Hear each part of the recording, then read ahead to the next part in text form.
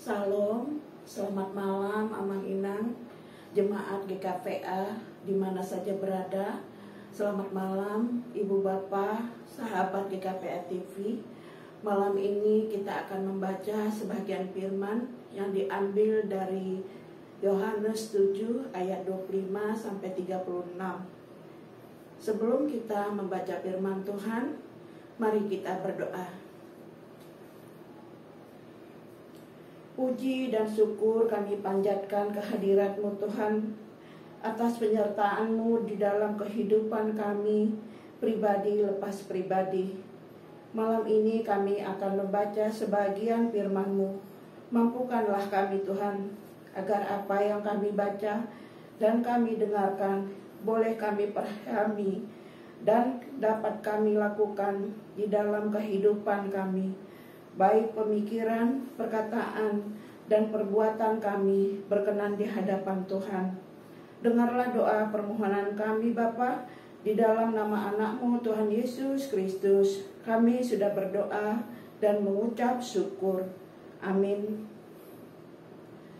Amang Inang, malam ini kita akan membaca firman Tuhan yang diambil dari Yohanes 7 ayat 25 sampai 36 dengan perikop pertentangan tentang asal-usul Yesus. Beberapa orang Yerusalem berkata, "Bukanlah dia ini yang mereka mau bunuh? Dan lihatlah, ia berbicara dengan leluasa dan mereka tidak mengatakan apa-apa kepadanya.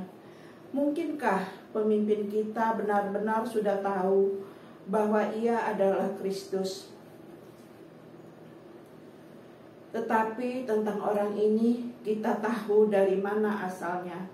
Tetapi bila mana Yesus datang, tidak ada seorang pun yang tahu dari mana asalnya."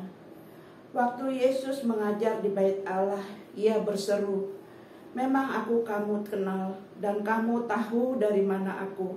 Namun aku datang bukan atas kehendakku sendiri, tetapi aku diutus oleh Dia yang benar, yang tidak kamu kenal. Aku kenal Dia, sebab aku datang dari Dia, dan Dialah yang mengutus aku." Mereka berusaha menangkap Dia, tetapi tidak ada seorang pun yang menyentuh Dia, sebab saatnya belum tiba. Tetapi di antara orang banyak itu, ada banyak yang percaya kepadanya, dan mereka berkata, "Apabila Kristus datang, mungkinkah ia akan mengadakan lebih banyak mujizat daripada yang telah diadakan oleh Dia ini?" Orang-orang Farisi mendengar orang banyak membisikkan hal-hal itu mengenai Dia, dan karena itu imam-imam kepala dan orang-orang Farisi menyuruh berjaga-jaga Bait Allah untuk menangkap Dia. Maka kata Yesus, "Tinggal sedikit waktu saja, aku ada bersama kamu, dan sesudah itu aku akan pergi kepada Dia yang telah mengutus aku. Kamu akan mencari aku, tetapi tidak akan bertemu dengan aku, sebab kamu tidak dapat datang ke tempat di mana aku berada." Orang-orang Yahudi itu berkata seorang kepada yang lain, "Kemanakah ia akan pergi, sehingga kita tidak dapat bertemu dengan Dia? Adakah maksudnya untuk pergi kepada mereka yang tinggal di perantauan di antara orang Yahudi untuk mengajar orang Yahudi? Apakah maksud perkataan yang diucapkannya ini? Kamu akan mencari aku, tetapi kamu tidak akan bertemu dengan aku, dan kamu tidak dapat datang ke tempat di mana aku berada." Demikian firman Tuhan. Amang Inang, dari ayat tersebut di atas dapat kita beri judul Kepercayaan di Tengah Penolakan. Injil Yohanes memberitakan tentang dan menekankan tentang kelahiran Yesus Kristus, Anak Allah. Tidak ada Injil lain yang menekankan sifat kemanusiaan sekaligus keilahiannya dengan tegas dan jelas selain di Injil Yohanes. Orang Yerusalem mengetahui bahwa para pemimpin agama Yahudi hendak membunuh Yesus. Namun ketika Yesus berbicara dengan leluasa di hadapan umum, tidak ada seorang pun yang menangkapnya karena saatnya belum tiba. Hal ini membuat penghuni Yerusalem menjadi heran karena para pemimpin tidak menangkap Yesus. Mereka berpikir para pemimpin sudah berubah pikiran bahwa Yesus adalah Kristus. Tetapi mereka menolak kebenaran itu karena asal Yesus. Mereka menganggap bahwa Mesias pasti orang yang asal usulnya tidak diketahui. Mereka bersikap seperti ini walaupun dalam ayat 42 berkata bahwa karena kitab suci mengatakan bahwa Mesias berasal dari keturunan Daud dan dari kampung Betlehem, tempat Daud dahulu tinggal. Hal ini mendapat respon dari Tuhan Yesus, sehingga ia berseru waktu mengajar di Bait Allah. Mereka mengenalnya dan mengetahuinya asalnya, tapi dari segi lain mereka sama sekali tidak mengenal dia dan tidak mengetahui dari mana ia berasal. Mereka hanya mengenal Yesus secara superficial saja. Karena semua seruan Yesus ini, secara spontan orang-orang Yerusalem berusaha menangkapnya karena mereka tersinggung. Namun mereka gagal sebab waktunya belum tiba. Namun di tengah orang-orang yang menolak Yesus, ada sekelompok yang percaya kepada Yesus. Namun mereka percaya karena mujizat yang dilakukannya. Dari sini kita dapat belajar banyak orang Kristen yang mengaku dirinya Kristen dan mengenal Yesus. Namun kenyataannya mereka tidak benar-benar mengenal Yesus. Padahal sebenarnya kekristenan berbicara tentang relasi hubungan baik dengan Tuhan. Kamu adalah sahabatku jikalau kamu berbuat apa yang kuperintahkan kepadamu. Demikian kata Tuhan Yesus. Aku tidak menyebut kamu lagi hamba, sebab hamba tidak tahu apa yang diperbuat oleh tuannya. Tetapi aku menyebut kamu sahabat, karena aku telah memberitahukan kepada kamu segala sesuatu yang telah kudengarkan dari Bapa-Ku. Relasi kita dengan Tuhan sangat banyak. Selain disebut sebagai anak Allah, kita juga disebut sahabat Allah. Sahabat adalah orang yang paling dekat dengan kita, yang paling mengenal kita, tempat kita mencurahkan isi hati kita, tempat kita berbagi, dan tempat kita berlari. Jika kita adalah sahabat Allah, maka tentunya kita harus mengenalnya secara utuh dan benar.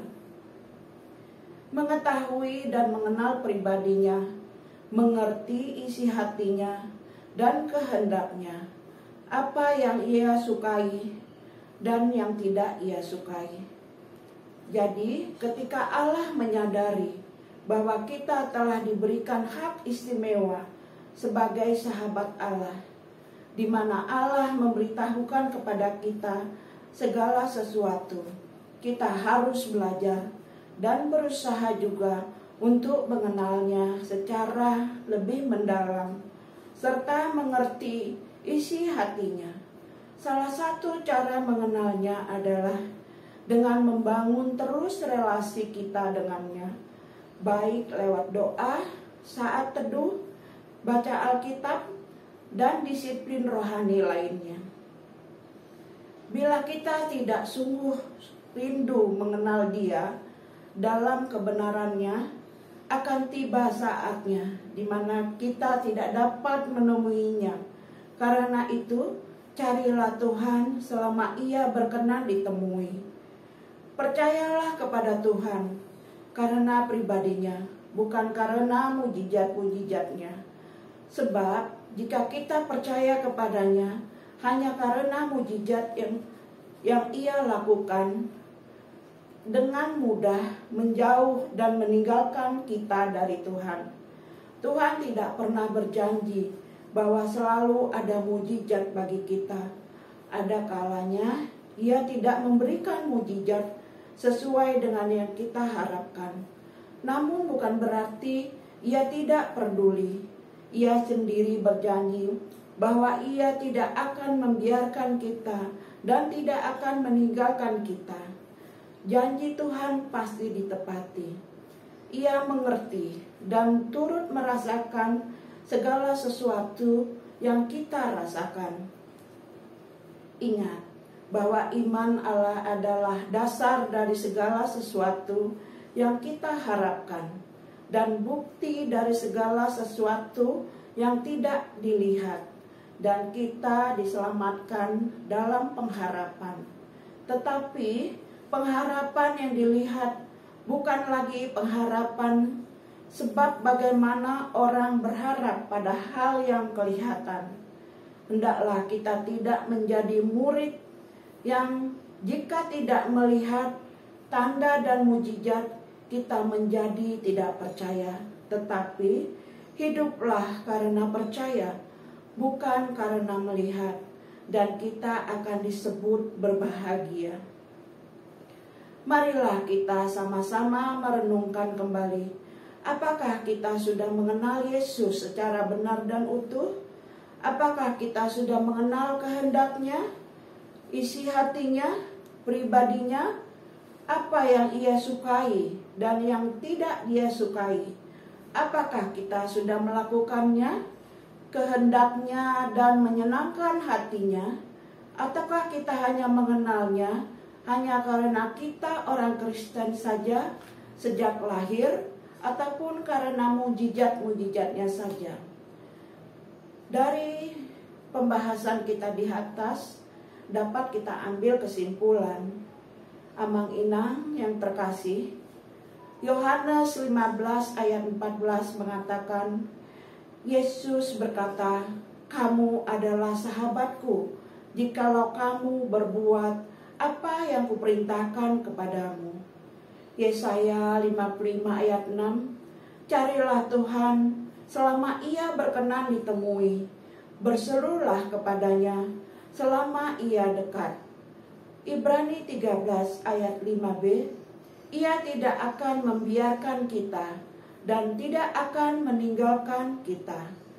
Mazmur 12 ayat 7, janji Tuhan pasti ditepati. Yohanes 4 ayat 48, hendaklah